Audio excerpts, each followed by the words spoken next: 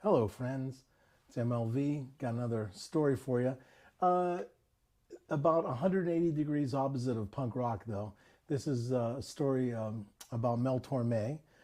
Shortly after I moved to San Francisco in 1988, my first job was at a place called Bay Area Records and Tapes, 1444 Polk Street. Don't look for it. It's not there anymore. The owner, Lloyd Stanford, is long dead, and many people are probably just fine with that. Kind of a character, cheap guy. Anyway, one day, it was before the earthquake. We had when you would walk in the store, there was like a long counter where we stood, and there were CDs on that wall, and I was putting them in order. And Vince Crystal, my new age Wiccan coworker, was talking, and he goes, Mike, can you turn around and help this famous gentleman? And I said, sure. I had no idea. I turn around, there he is, the Velvet Fog, Mel Tormé, standing right there by himself, just. And I'm like, hello. And he's like, hey, and he asked if the box set of Showboat had come in. It was set to come out on CD, which were still relatively new at the time.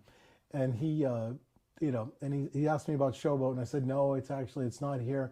And I said, well, let me give you a little background here. This is what I looked like at the time. I always wore beads.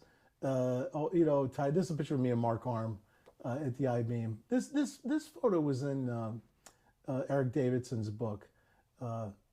We Never Learn, actually. Some of you have probably seen this before. But anyway, I want to give you a visual of what I looked like at the time.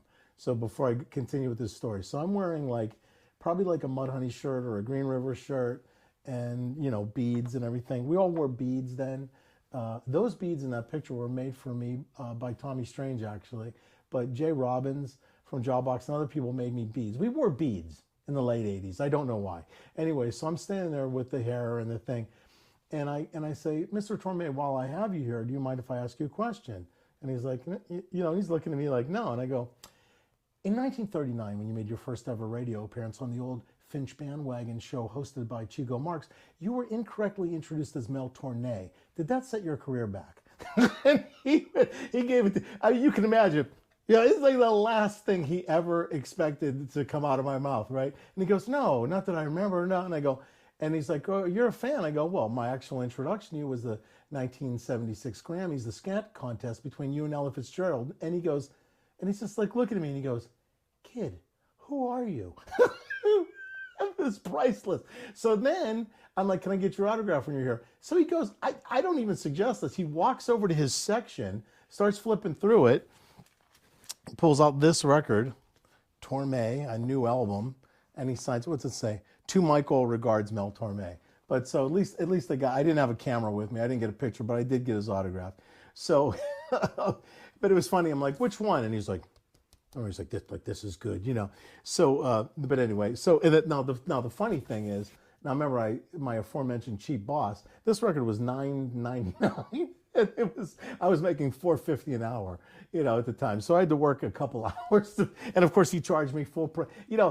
He wasn't mad that I had Mel Tormé autograph it before I paid for it, but he absolutely made me buy it, and it was like $10. So, well worth it though. Man, am I happy I have it. But anyway, Mel Tormé, lovely guy. Mel, wherever you are, rest in peace, babe. We're still thinking about you. The Velvet Fog, one of the greats of all time. I think we can all agree on that.